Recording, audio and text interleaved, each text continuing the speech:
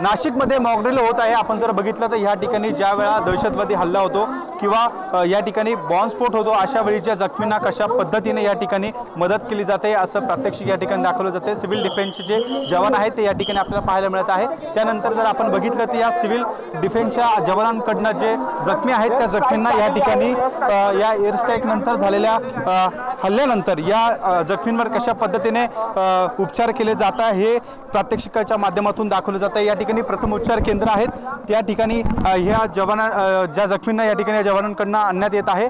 Siren वाजल्यानंतर या ठिकाणी हा हल्ला झाला आणि त्या हल्ल्यानंतर नेमकं कशा पद्धतीने या जखमींवर उपचार केले पाहिजे या संदर्भात या ठिकाणी आपण बघतोय हे संपूर्ण प्रात्यक्षिक या ठिकाणी दाखवलं जाते। त्यासोबत अग्निशमन दलाचे जे वाहनं आहेत ते देखील या ठिकाणी दाखल होताना पाहायला मिळत आहे। या मॉकड्रिलच्या माध्यमातून नेमकं कशा पद्धतीने हे संपूर्ण परिस्थिती नियंत्रणात आणण्यासाठी सिव्हिल डिफेन्सचे जे जवान आहेत ते कशा पद्धतीने या ठिकाणी काम करताय आपल्याला पाहायला मिळत आहे। या प्रात्यक्षिकाच्या माध्यमातून ज्यावेळी हे संपूर्ण परिस्थिती नियंत्रणात आणण्यासाठी एका बाजूला आपण जर बघतोय तर ॲम्ब्युलन्सच्या गाड्या या ठिकाणी पोहोचत आहेत। त्यासोबत आग लागलेली आहे आणि आग ही आटोक्यात आणण्यासाठी या ठिकाणी अग्निशमन विभागाच्या जे 2 बंब आहेत ते देखील या ठिकाणी दाखल होताना आपल्याला पाहायला मिळत आहे। आणि एकूणच ज्यावेळी दहशतवादी हल्ला होतो एअर डिफेन्स होतो सिव्हिल डिफेन्सच्या माध्यमातून जवानांना कशा पद्धतीने या ठिकाणी ही संपूर्ण परिस्थिती नियंत्रणात आणण्यासाठी प्रयत्न केले जातात हे संपूर्ण